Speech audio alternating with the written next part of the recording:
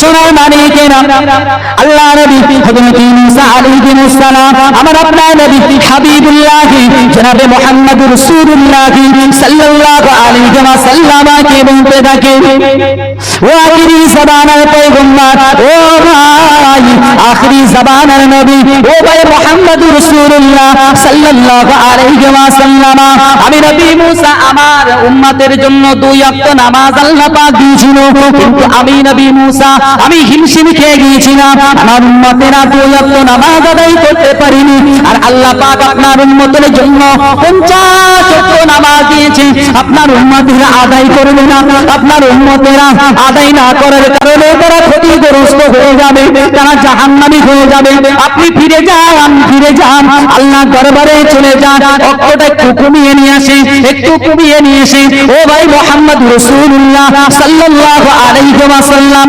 আল্লাহর নিকটে আপনি ফিরে যান আল্লাহর নিকটে আপনি যান আমি পারিনি আমার উম্মতদেরকে দুই ওয়াক্ত নামাজ পড়াতে আর আপনি 50 ওয়াক্ত নামাজ দিলেন আর আপনি সেটা নিয়ে আপনার উম্মতের কাছে চলে যাচ্ছেন আল্লাহর নবী আবার আল্লাহ পাকের দরবারে গেলেন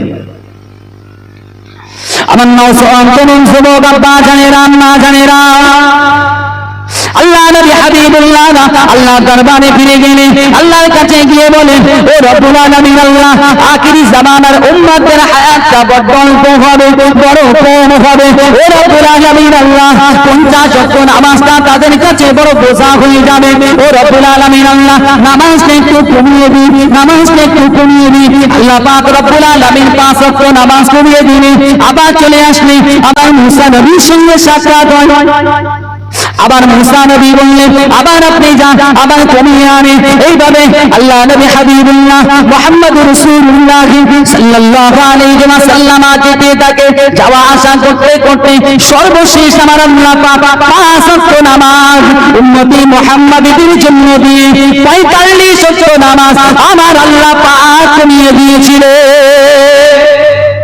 যেটা হবে না 50 ওয়াক্তের মধ্যে 45 ওয়াক্ত আল্লাহ বললেন ঠিক আছে যাও 5 ওয়াক্ত দিলাম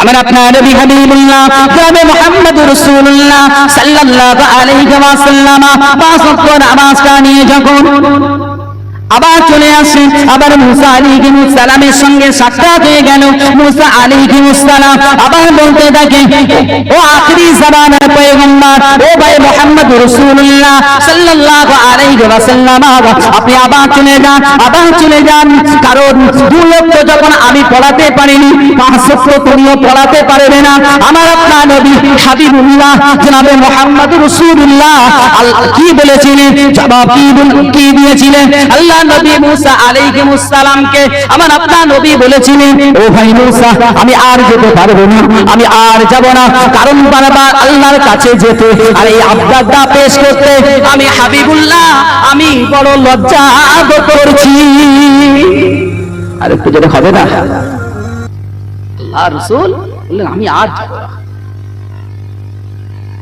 45 ওয়াক্ত আল্লাহ কমিয়ে দিলেন আর শেষবার 5 ওয়াক্ত আল্লাহ দিলেন আবার যদি আমি যাই এটা যেন আমি ব্যক্তিগতভাবে খুব লজ্জা বোধ করছি বারে বারে যাওয়া আসা আল্লাহর কাছে বলা আল্লাহ আপনার আমার কেমন ভালোবাসেন ও আমার আব্বা জানেরা ও আল্লাহর বান্দা বান্দীরা খেয়াল করে শুনে রেখে দিন আপনার আল্লাহ আপনাকে কত ভালোবাসেন মহান স্রষ্টা আপনাকে কতটা ভালোবাসেন মহান স্রষ্টা আপনাকে কতটা মহব্বত করেন আল্লাহ নবী যখন মুসা আলাইহিস সালামের সঙ্গে এমন কথা বললেন ও ভাই মুসা না আমি আর যেতে পারবো না কারণ আল্লাহ পাকের দরবারে যেতে আবার যেন আমি বড্ড লজ্জা বোধ করছি ও ভাই মুসা আমি আর যাব না আল্লাহ যখন কথাটা শুনতে পেলে আমার আল্লাহ পাক বললেন ও আমার হাবিব ও আমার বন্ধু ও আমার দোস্ত ও হাবিবুল্লাহ ও আখিরি জামানার নবী আমি 5 ওয়াক্ত নামাজ তোমার উম্মতানিদের জন্য দিলাম যদি তোমার উম্মতানিরা এই 5 ওয়াক্ত সালাত আদায় করে নামাজটা কায়েম করে আমি আল্লাহ কথা দিলাম আমার কোনো কথা রদ বদল হয় না পরিবর্তন আমি আল্লাহ করতে শিখিনি আমি পরিবর্তন করি না আমি আল্লাহ 5 ওয়াক্তের বদলে 50 ওয়াক্ত নামাজ পড়ার সওয়াব ফজিলত তোমার উম্মতানিদের জন্য দান করব আর একটু জোরে হবে না সুবহানাল্লাহ? নারে তাকবীর, নারে তাকবীর, নারে তাকবীর। আল্লাহ কতটা ভালোবাসেন, মহব্বত করে। কোন নবী আমরা পেয়েছি, কোন নবীর উম্মত আমরা হয়েছি? সবে মিরাজের মাসে 27 রজব আল্লাহ নিজে ডেকেছেন, হাবিব আমার কাছে আসেন, অনেক দিন আপনাকে দেখি না, বড় ইচ্ছা হয় হাবিবকে দেখে উম্মতদের জন্য, নাজাতের জন্য, জান্নাতে যাওয়ার জন্য একটা রাস্তা করে দিলেন। আসসালাতু মিফতাহুল জান্নাহ, জান্নাতের চাবি। যারা দুনিয়া থেকে এই চাবিটা সঞ্চয় করতে পারবে তাদের জন্য জান্নাতে যাওয়াটা সহজ হয়ে যাবে, তাদের জন্য জান্নাতে যাওয়াটা কঠিন কোনোদিন হবে না। আপনি জীবনে অনেক নামাজ ছেড়েছেন, অনেক বিরুদ্ধ আচরণ করেছেন, শরীয়তের সীমা লঙ্ঘন করেছেন, আল্লাহ এখনো আপনার হায়াতে রেখেছেন। ইন্নাল্লাহা ইউহিব্বুত তাওয়াবিন, তওবা করেন, ফিরে আসেন বা ফিরে আসেন। কবর বড় শক্ত জায়গা, কঠিন জায়গা। আল্লাহর নিয়ামতের কোনো কমতি নেই, আপনার নিয়ামত দিয়ে আল্লাহ ভরিয়ে দেবে। শুধু দুনিয়ায় জীবদ্দশায় আমাদের একটু কষ্ট করতে হবে, কি একটু ভোগ বিলাসিতা কম করতে হবে, একটু পরহেজ করে বেঁচে খুঁটে চলতে হবে। তবেই কিন্তু আমরা কিয়ামতের ময়দানে, আমাদের কিয়ামতের ময়দানে মাহশরে যিনি আল্লাহ আমাদেরকে ভালোভাবে নেবেন, খুশি মনে নেবে। আমার আপনার নবী, আমার আপনার হাবিব খুশি মনে নেবে, নিয়ে আল্লাহ পাকের দয়ার জান্নাত নসিব করবেন। বলেন না সুবহানাল্লাহ? যে নবীর কথা কাঁকর পাথর শুনেছে, যে নবীর মুজিজা দেখে কাফের মুশরিকরা কেউ বিরুদ্ধ আচরণ করেছে, আবার কেউ সাথে সাথে কলমা পড়েছে। বলেন না সুবহানাল্লাহ? আবু জাহেল সারা জীবন বিরুদ্ধ আচরণ করেছে, নবীর বিরুদ্ধে ষড়যন্ত্র করেছে। হাবিবকে কিভাবে কলেমা প্রচার করা নিষেধ করা যায়, বাধা দেওয়া যায়, হাবিবকে কিভাবে শেষ করা যায়, কিন্তু সেই ইকরামা, সেই আবু জাহেলের ছেলে ইকরামাকে আমার আল্লাহ কবুল করে নিয়ে ইসলামের মধ্যে দাখিল করিয়েছেন। বলেন না সুবহানাল্লাহ? হুদাল্লিল মুত্তাকিন, হিদায়াত আল্লাহর হাতে। আপনি চাইলে আল্লাহ আপনাকে পছন্দ করে নেবেন, আল্লাহ আপনাকে কবুল করে নেবেন। শুধু একটু আপনি আগিয়ে যান। ফাদকুরুনি আযকুরুকুম, আপনি একবার যাবেন, আল্লাহ দুধাপ চলে আসবে। আপনি একবার ডাকবেন, আল্লাহ আপনাকে বারবার ডাকবেন। এমন প্রভু কোথায় পাবেন, এমন মালিক আপনি কোথায় পাবেন, এমন স্রষ্টা আপনি কোথায় পাবেন? আপনি কোথাও পাবেন না। আল্লাহ পাক কত দয়া রহমত করে আমাদেরকে দুনিয়ার জমিনে রিজিক রুজির ব্যবস্থা করে দিচ্ছেন, তারপরেও সেই প্রভুকে ভুলে যাই, সেই মালিককে ভুলে যাই। আবার আমি একটা অফিসে কাজ করি, চাকরি করি, এখন আমার যিনি বস আছে, সেই বসের হুকুম মোতাবেক যদি আমি না চলি, আমার চাকরিটা থাকবে না? থাকবে না তো? থাকবে না তো? থাকবে না। কারণ ওই অফিসে কাজ করতে গেলে, ওই প্রতিষ্ঠানে কাজ করতে গেলে, ওখানকার ওই জায়গার যিনি হেড আছে তার কথা মেনে আমাকে চলতে হবে, তার সিস্টেমটা মেনে আমাকে চলতে হবে। কিন্তু আল্লাহ আপনাকে কতটা ভালোবাসে, আল্লাহ আপনাকে কতটা মহব্বত করে, যে আমরা যদি বিচার করি, একটু 2 মিনিট যদি গভীরভাবে চিন্তা করি, যে আল্লাহ পাকের দেওয়া সমস্ত বিধানগুলো আমরা 100-র মধ্যে 90%, 95%, এমনকি এমনও আছে 99% আমরা অবজ্ঞা করি। তারপরেও সেই স্রষ্টা আমাদেরকে সুস্থ হালাতে রেখেছেন, সেই স্রষ্টা আমাদের রিজিকের ব্যবস্থা করে দিচ্ছেন, সেই স্রষ্টা আমাদেরকে কথা বলার হুকুম, কথা বলার মতো নিয়ামত শক্তি আমাদেরকে দিয়ে রেখেছেন, আমাদের সুন্দরভাবে দুনিয়ার জমিনে বিচারণ করার ক্ষমতা সেই স্রষ্টা আমাদেরকে দিয়ে রেখেছেন। বলেন না সুবহানাল্লাহ? এমন মালিক আর কোথায় পাবেন, এমন স্রষ্টা কোথায় পাবেন? পাবেন না। তাই বলি, একটু চেষ্টা করেন না যে সেই স্রষ্টার জন্য একটু মাথাটা নোয়াবো, সেই স্রষ্টার জন্য এই মাথাটা, এই কপালটা সেই স্রষ্টার জন্য একটু জমিনে ঠেকাবো, একটু নিয়ত করেন। কারণ সিজদার দাম অনেক। জিবরাইল আলাইহিস সালাম সিজদার জন্য আল্লাহ পাককে জিজ্ঞাসা করলেন, মনে পড়ে গেল যে জিবরাইল আলাইহিস সালাম আল্লাহকে জিজ্ঞাসা করলেন, আল্লাহ আপনি কোন কাজটায় বড় বেশি খুশি হন, আপনি বেশি খুশি হন? তো জিবরাইল আলাইহিস সালাম যখন বললেন, আল্লাহ বললেন, জিবরাইল তুমি জানো আমি বান্দাদের কোন কাজটা দেখে সবথেকে বেশি খুশি হই, আমার মনটা বড় শান্তি পায়, আমি আমার বান্দা বান্দীদের প্রতি বড় খুশি হই, বড় রাজি হই? সেই দিকটা হলো যখন আমার বান্দা, যখন আমার বান্দিরা আমি স্রষ্টা এইটা স্বীকার করে মেনে নিয়ে যখন সে জমিনে তার কপালটা ঠেকিয়ে দেয়, আমি তখন সেই বান্দা বান্দির প্রতি বড় রাজি হয়ে যায়, বড় খুশি হয়ে যায়। বলুন না সুবহানাল্লাহ। জিবরাইল আলাইহিস সালাম যখন কথাটা শুনলেন, শোনার পরে জিবরিল আমিন আলাইহিস সালাম চলে গেলেন, 30,000 বছর ধরে সিজদা করলেন, আল্লাহর জন্য সিজদা করলেন, আল্লাহর জন্য সিজদা করলেন, যে এই আশায় যে যখন 30,000 বছর ধরে আমি সিজদা করছি আল্লাহর, আর আল্লাহ সিজদায় খুশি হয়, মানে আমার জন্য আল্লাহর পক্ষ থেকে একটা সুসংবাদ নিশ্চিতভাবে আসবে। কিন্তু দেখা গেল 30,000 বছর তিনি সিজদা করার পরে অপেক্ষায় রয়েছেন, কখন আল্লাহর পক্ষ থেকে সুসংবাদ আসবে, আমার মর্যাদা বাড়িয়ে দেওয়া হবে। কিন্তু দেখা গেল আল্লাহর পক্ষ থেকে কোনো সুসংবাদ জিবরিল আমিনের কাছে গেল না। নজওয়ানেরা ও তরুণেরা ও যুবকেরা ও সোনামণিরা ও আমার আব্বা জানেরা ও আমার আম্মা জানেরা, আল্লাহ পাকের ফেরেশতা হযরত জিবরিল আমিন আলাইহিস সালাম যখন 30,000 বছর ধরে ইবাদত করলেন, সিজদা করলেন আল্লাহকে, আল্লাহর দিকে তাকিয়ে আছেন কখন আল্লাহ ওনাকে সুসংবাদ প্রদান করবেন। কিন্তু আল্লাহ পাক রব্বুল আলামিন যখন কোন সুসংবাদ প্রদান করলেন না, জিবরিল আমিন আল্লাহর দরবারে চলে গেলেন, আল্লাহকে জিজ্ঞাসা করে, ও রব্বুল আলামিন আল্লাহ, আপনাকে জিজ্ঞাসা করা হলে আপনি বলেছিলেন সিজদা করলে আমি বড় খুশি হয়ে যাই, আমি বড় রাজি হয়ে যাই, আমি জিবরিল আমিন আমি 30,000 বছর ধরে সিজদা করলাম, কিন্তু আপনার পক্ষ থেকে কোনো সুসংবাদ আমি পেলাম না কেন? আল্লাহ 30,000 বছর ধরে সিজদা করলাম, কিন্তু আপনার পক্ষ থেকে কোনো সুসংবাদ আমি পেলাম না, কারণটা কি? আল্লাহ তখন কি জবাব দিয়েছিলেন? আল্লাহ পাক রব্বুল আলামিন বলতে থাকেন, ও জিবরিল আমিন, ও ফেরেশতা জিবরাইল, তুমি জেনে রেখে দাও, তুমি শুনে রেখে দাও, তুমি 30,000 বছর ধরে তুমি আমার সিজদা করলে, কিন্তু আমি আল্লাহ পাক রব্বুল আলামিন এই জগৎটা সৃষ্টি করেছি, এই পৃথিবীটা সৃষ্টি করেছি, ওমা খালাকতুল জিন্না ওয়াল ইনসা ইল্লা লিয়াবুদুন, আমি আল্লাহ পাক দুটো সম্প্রদায়কে সৃষ্টি করব, দুটো সম্প্রদায়কে সৃষ্টি করব, দুটো সম্প্রদায় হলো জিন সম্প্রদায় আর মানুষ সম্প্রদায়। আর এই মানব সম্প্রদায়ের মধ্যে আমি আল্লাহ পাক রব্বুল আলামিন একটা সম্প্রদায়কে বানাবো, আমি একটা দল, একটা নবীর উম্মত হিসাবে আমি পাঠাবো, যিনি যাবেন আখেরি জামানার নবী হয়ে, যার নাম হবে, যাদের নাম হবে উম্মতে মুহাম্মাদি। ওই উম্মতে মুহাম্মাদিরা, ওদের জন্য আমি আল্লাহ 5 ওয়াক্ত নামাজ পাঠাবো। 5 ওয়াক্ত নামাজ পাঠানোর পরে যখন তারা সিজদায় চলে যাবে, সিজদায় গিয়ে তিনবার করে সুবহান রাব্বিয়াল আলা বলবে, সুবহান রাব্বিয়াল আলা বলবে। ও জিবরিল আমিন, তোমার 30,000 বছর ইবাদত, ওরা একটা সিজদায় তোমার থেকে বেশি সওয়াবের হকদার হয়ে যাবে। একটু যেটা হবে না, আর একটু মন খুলে খাবে না সুবহানাল্লাহ। আল্লাহ কতটা ভালোবাসেন, সওয়াব দিবেন।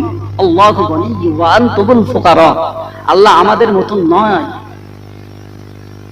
পৃথিবীর কোটিপতি বলেন না কেন, যাই আছে তার ভান্ডার থেকে যদি কিছু নেওয়া হয়, মনে করেন হাজার হাজার হাজার হাজার কোটি টাকার মালিক, কিন্তু তার থেকে যদি কিছু নেওয়া হয় কমবে তো না? কমবে না? আমি 10,000 যদি এক জায়গায় রেখে দিই, তার থেকে 100 বার করে নেই, তাহলে 100 কমবে তো? কিন্তু আমার আল্লাহ পাকের ধনভাণ্ডার এমন, বান্দার দিতে দিতে দিতে দিতে দিতে দিতে যদি বান্দার চাহিদা মিটিয়ে যায়, বান্দা যদি বলে আমার আর লাগবে না, আমার আর প্রয়োজন নেই, তারপরেও আল্লাহ শস্য ভাণ্ডারে, আল্লাহ রহমতের ভাণ্ডারে, ধনভাণ্ডারে এক বিন্দু পরিমাণ কমবে না। বলেন না সুবহানাল্লাহ। সেই রবের বান্দা আমরা, সেই স্রষ্টার বান্দা আমরা। একটু হিসাব করে চলতে হবে বাবা, একটু হিসাব করে চললেই আমাদের আখিরাতের জীবন জিন্দেগিটা খুব ভালো হবে, খুব সুন্দর হবে। কাফের মুশরিকরা যারা দুনিয়ার জমিনে আল্লাহকে মানেনি, যারা নবীকে মানেনি, নবীর বিরুদ্ধে আচরণ করছে, যারা নামাজ রোজা ছেড়ে দিয়ে আজকের দুনিয়ায় মনে করছে বিরাট আনন্দে আছি, ভোগ বিলাসিতার মধ্য দিয়ে আছি, যারা আজকের বিরাট একটা কিছু ভাবছে, সেদিনকে আপনাকে দেখে তারা আফসোস করবে, ইয়া লাইতানি কুনতু তুরাবা, ইয়া লাইতানি কুনতু তুরাবা। আল্লাহ কিয়ামতের ময়দানে আল্লাহ যখন হিসাব নিকাশ নেবেন, আল্লাহ পাক হিসাব নেবেন দুটো সম্প্রদায়, জিন আর ইনসান। জিনাত, ইনসান, এই দুটো সম্প্রদায়কে হিসাব নিকাশ নেওয়া হবে। আর বাকি সম্প্রদায় সৃষ্টি যা আছে, আল্লাহ পাকের জীব জন্তু প্রাণী যা আছে, আল্লাহ কিয়ামতের দিনে এদেরকে মাটিতে পরিণত করে দেবে। এই মাটিতে যখন পরিণত করে দেবেন আল্লাহ পাক, তখন এই যারা দুনিয়াতে নামাজ ছেড়েছে, রোজা ছেড়েছে, হজ ছেড়েছে, যাকাত ছেড়েছে, আল্লাহর বিরুদ্ধে আচরণ করেছে, যারা আল্লাহর শিরক বিদআতের সঙ্গে যুক্ত আছে, যারা নবীর রিসালাত মেনে নেয়নি, তাওহীদকে মেনে নেয়নি, লা ইলাহা ইল্লাল্লাহ মুহাম্মাদুর রাসূলুল্লাহ মেনে নেয়নি, এই সমস্ত বান্দা বান্দীরা কিয়ামতের দিনে এমন দৃশ্যটা দেখবে যখন যে গরু ছাগল বৃক্ষরাজিগুলো আল্লাহ পাকের হুকুমে কুল ফায়াকুন, আল্লাহ পাকের হুকুমে মাটিতে পরিণত হয়ে যাচ্ছে, তখন তারা আফসোস করে বলবে, ইয়া লাইতানি কুনতু তুরাবা, ইয়া লাইতানি কুনতু তুরাবা। আল্লাহ, তুমি যদি এদের মতো করে আমাদেরকে মাটিতে পরিণত করে দিতে তাহলে কতই না ভালো হতো। আফসোস তখন করতে হবে, কিন্তু আফসোস তখন করলে আমাদের কিচ্ছু হবে না, কোনো কাজে আসবে না। আফসোস যদি করতে হয় এখন করেন, যে আমি নামাজটা পড়তে পারি না, আমি নামাজটা কেন ছেড়ে দিলাম, আমি রোজাটা কেন রাখতে পারছি না, আমি কেন হারাম হালালটা একটু পার্থক্য করে কেন খেতে পারছি না। একটু চেষ্টা করেন, রাসূলের সুন্নাহ কিছু কিছু আঁকড়ে ধরে থাকেন, যার ওসিলা করে আল্লাহ পাক কিয়ামতের ময়দানে আপনার দয়ার জান্নাতটা নসিব করে দিতে পারেন। বলেন সুবহানাল্লাহ। নবীর পক্ষে থাকেন, নবীকে ভালোবাসেন, মহাব্বত করেন। নবীর বিপক্ষে যে, নবীর কথার বিপক্ষে যে কোনো লাভ হবে না। আবু জেহেল, উতবা, সাইবা, আবু লাহাব, তাদের পরিণতি তো আমরা শুনেছি, তাদের পরিণতি তো আমাদের জানা আছে যে কি পরিণতি তাদের হয়েছে, কি দশা তাদের আল্লাহ করেছেন। কিন্তু আজকের আমাদের পরিবর্তন শিক্ষা কেন হয় না? সেই আবু লাহাবকে দেখে, সেই আবু জাহেলকে দেখে, সেই উতবা, সেই সাইবাকে দেখে কেন আমরা পরিবর্তন হতে পারি না? ওসমানীরা, ও তরুণেরা, ও যুবকেরা, ও সোনার মালিকেরা, ও আমার আব্বা জানেরা, ও আমার আব্বা জানেরা, আম্মা জানেরা, আল্লাহ নবী হাবিবুল্লাহ জনাবে মুহাম্মদ রাসূলুল্লাহ সাল্লাল্লাহু আলাইহি ওয়াসাল্লাম বিরুদ্ধে আচরণ করেছে আবু জাহেল। আমি এই কথাটি আপনাদেরকে বলছি না, কিন্তু আল্লাহর নবীর হাতে কলেমা পড়ে ওই আবু জাহেলের ছেলে ইকরামা কলেমা পড়ে মুসলমান হয়েছিল। কি কারণে? তার অন্তরটা চাইতো যে আল্লাহ নবীর হাতে কলেমা পড়ে মুসলমান হব, তবে একটু পরীক্ষা করে নেব সত্যি কি তিনি নবী। কারণ মক্কার জমিনে আমরা শুনতে পাই মুহাম্মদ সাল্লাল্লাহু আলাইহি ওয়াসাল্লাম একটা জাদুকর, মুহাম্মদ সাল্লাল্লাহু আলাইহি ওয়াসাল্লাম একটা বদমাইশ মৃত্যু।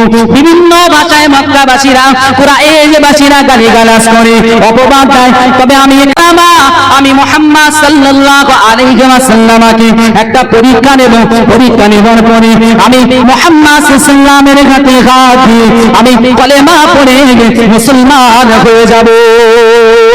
একটু জোরে হবে না সুবহানাল্লাহ। ও ওসমানীরা, ও তরুণেরা, ও আমার আব্বা জানেরা, ভুল আমার বুঝবেন না। যদি আজকে যতটুকু বলেছি আল্লাহ পাক নিয়ে যাচ্ছে, যতটুকু বলেছি আল্লাহ পাকের যদি রহম হয়, আপনি যদি একটা বারের জন্য চিন্তা করেন যে আপনি হিদায়াত হতে চান, আপনার নামাজটা ছাড়া ভুল হচ্ছে, আপনার হারাম হালালটা বেঁচে খেতে হবে, যদি আপনি মনে করেন রোজাটা ছেড়ে দেওয়া আমার অন্যায় হচ্ছে, রাসূলের সুন্নাহটা ছেড়ে দেওয়াটা অন্যায় হচ্ছে, আপনি যদি একটু আগে আসেন, নিশ্চিতভাবে আল্লাহ আপনাকে সঠিক রাস্তার প্রতীক বানাবে, ইহদিনাস সিরাতাল মুস্তাকিমের প্রতীক বানাবে। ওসমানীরা, ইকরামা যখন চেয়েছিল, ইকরামাকে আল্লাহ হিদায়াত নসিব করেছিল। আল্লাহ নবী একদিন যাচ্ছেন, যেতে যেতে একটা জলাশয়, একটা পুকুরের নিকটে আল্লাহ নবী হাজির হলেন, একটা পুকুরের নিকটে আল্লাহ নবী হাজির হলেন। সেখানে দেখলেন আবু জাহেলের ছেলে ইকরামা দাঁড়িয়ে আছে। আবু জাহেলের ছেলে ইকরামা সেই জায়গাতে দাঁড়িয়ে আছে।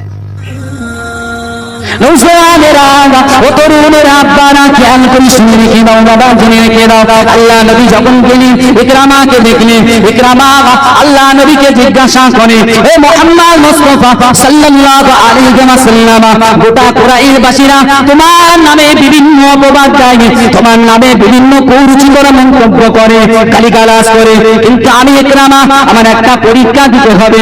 আমার কেন জানি মনে হয় সত্যিকারই তুমি আল্লাহ নবী, তুমি আখিরি জামানার পয়গম্বর, তুমি মুহাম্মদুর রাসূলুল্লাহ সাল্লাল্লাহু আলাইহি ওয়াসাল্লাম। কিন্তু আমি এমনি মেনে নিতে চাই না, আমি একটা পরীক্ষা নিতে চাই। আমার একটা কথা যদি তুমি রাখো, তাহলে আমি ইকরামা আবু জাহেল ছিলাম, আমি আপনার কাছে হাত দিয়ে আমি কলেমা পড়ে মুসলমান হয়ে যাব। একটু জোরে হবে না সুবহানাল্লাহ, আর একটু জোরে হবে না?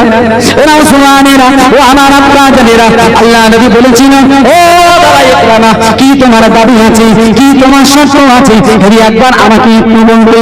ওই সময় ইকরামা বলেছিল, ও আল্লাহর নবী, ও মুহাম্মদুর রাসূলুল্লাহ সাল্লাল্লাহু আলাইহি ওয়াসাল্লাম, আমি পরীক্ষা নিতে চাই।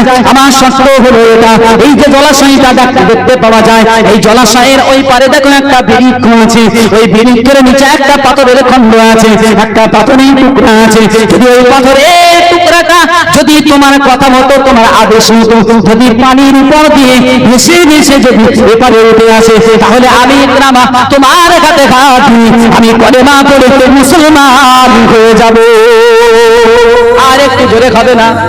আর একটু মন খুলে হয় না? সুবহানাল্লাহ, নারে তাকবীর, নারে তাকবীর, নারে তাকবীর, জোরে সোরে আল্লাহুম্মা সাল্লি আলা।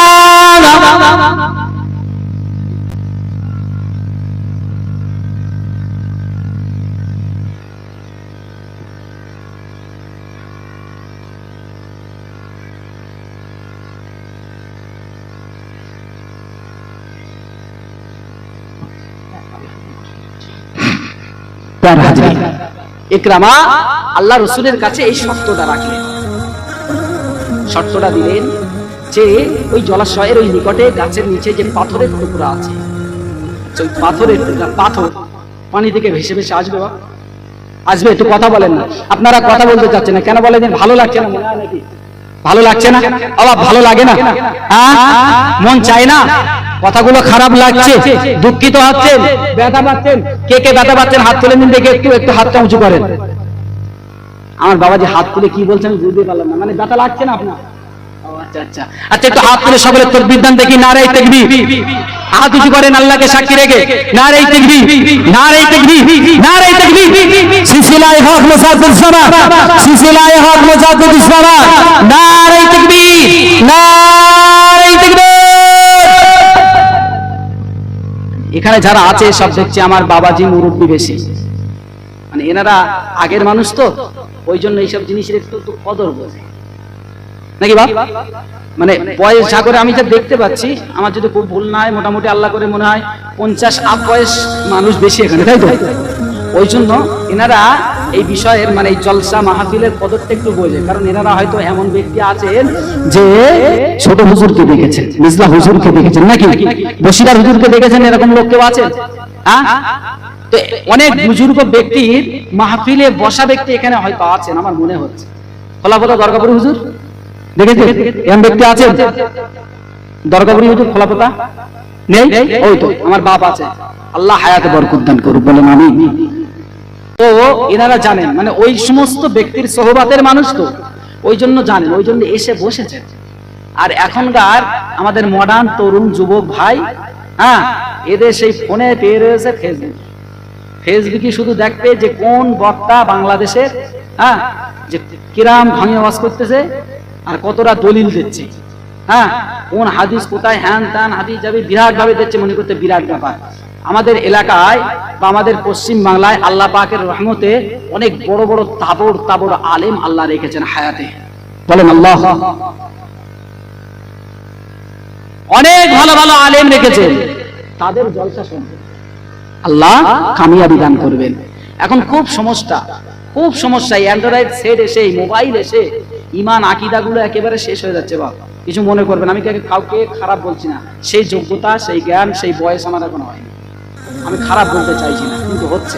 বড় বড় আলেম যাদেরকে আমরা ফলো করি, আমরা খুব সম্মান করি, শ্রদ্ধা করি, ভালোবাসি, অন্তর থেকে দিন দিয়ে ভালোবাসি, সেই সমস্ত আলেমরাও নিষেধ করছেন যে এই সমস্ত বিষয় থেকে বেরিয়ে আসে। পীর মানে না, যারা ইমাম মানে না, সেই সমস্ত আলেম, সেই সমস্ত ওলামাদের ওয়াজ শুনতে আমাদের সমাজের যুবক ভাই, আমাদের ঘরের ছেলেগুলো মেয়েগুলো ব্যস্ত হয়ে পড়েছে নাকি বাপ? আমি ভুল বলছি কি? আপনি জলসা শোনেন, মাহফিল শোনেন, ভালোগুলো নেন, খারাপগুলো নেন না, জীবন পরিবর্তন করেন। এই যে সুন্দর একটা জায়গা তৈরি হয়েছে আল্লাহ করে, মাশাআল্লাহ, এটা আল্লাহ পাকের রহম ছিল বলেই তো হয়েছে নাকি? আল্লাহ পাকের রহম, আপনারা খাটাখাটনি করে এখান থেকে ওখান থেকে এ মায়ের কাছ থেকে বোনের কাছ থেকে বাপের কাছ থেকে ভাইয়ের কাছ থেকে হাত পেতে পেতে এই কায়েম করে, কিন্তু এই জায়গায় বসে একটু সব নেবার ইচ্ছা হয় না। শুধু বাজার ঘাট করলে হবে। আর এই দোকান, এই যে জলসায় দোকান, আবার কিছু কিছু জায়গায় এরকম বলে দোকান না দিলে মিলাদ বানাবো না, বলে না?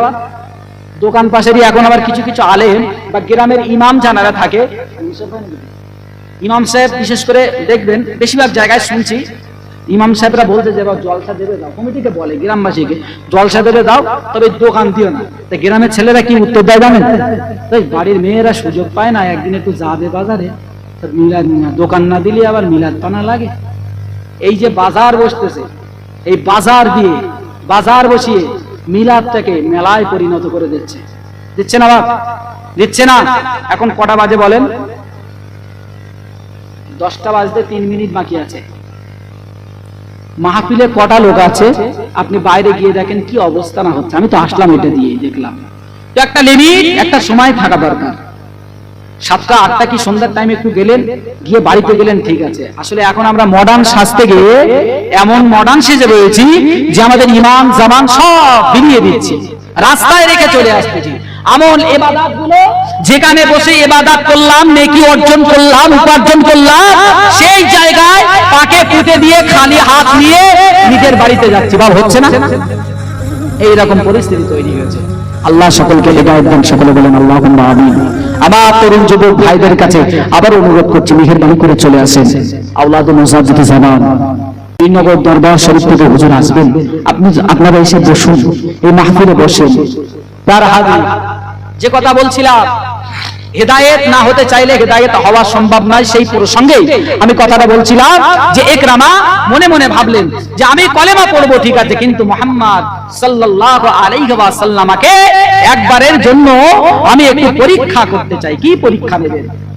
কি পরীক্ষা নেবেন? তোই বললেন যে পাথরটা পানির উপর দিয়ে যেন ভেসে এপারে আসে।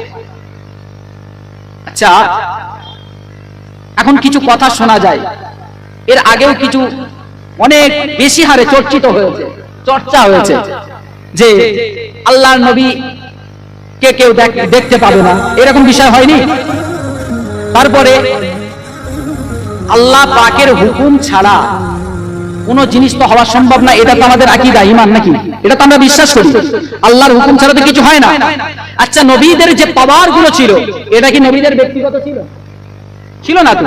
আল্লাহ পাওয়ার গুলো তাদের মধ্যে দিয়েছেন বলেই তারা পাওয়ার গুলো দেখাতে পেরেছেন।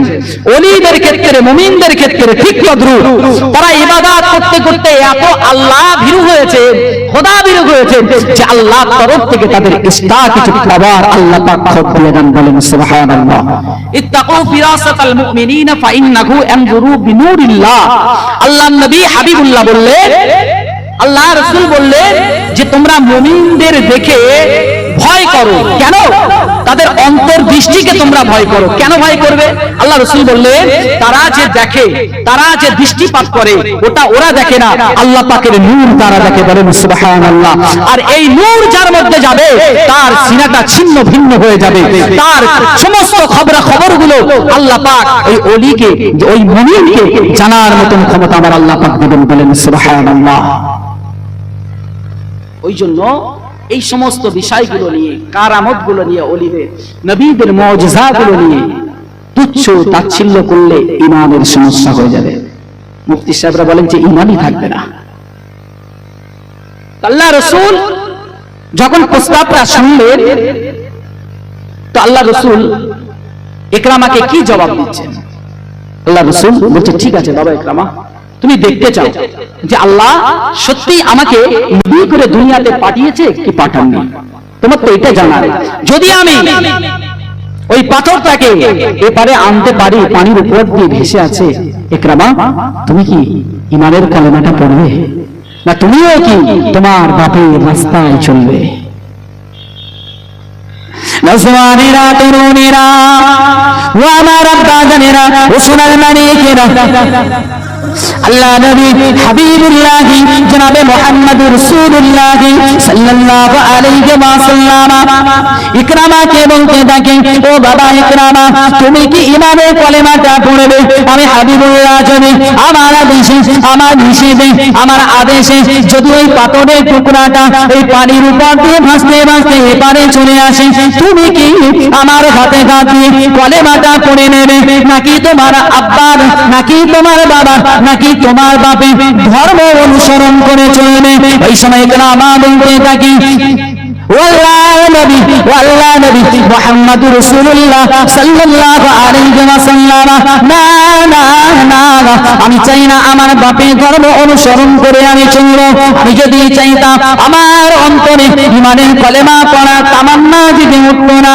ও আল্লাহ নবী, যদি তুমি মুজিজা দেখাতে পারো, তোমার কথা মতো পাথরটা যদি চলে আসে, আমি ইকরামার কথা দিচ্ছি, আমি কলেমা পড়ে মুসলমান হয়ে যাব। আর একটু জোরে হবে না? নওজওয়ানেরা, তরুণেরা, আব্বারা, আল্লাহ নবী পাথরকে আদেশ দেয়, এই পাথর আল্লাহর হুকুমে তুমি এদিকে চলে এসো, তুমি এপারে চলে এসো। আল্লাহ নবী ইশারা করলেন, পাথরটা গাছের নিচ থেকে পানির উপর দিয়ে ভাসতে ভাসতে ভাসতে ভাসতে ভাসতে ভাসতে জলাশয়ের এপারে চলে এসেছে। নওজওয়ানেরা, তরুণেরা, ইকরামা তো জানতো না যে কাকর পাথর আল্লাহ নবীর সঙ্গে কথা বলে। আল্লাহ নবী কাকর পাথর গুলো আল্লাহ নবী তাসবিহ জপে।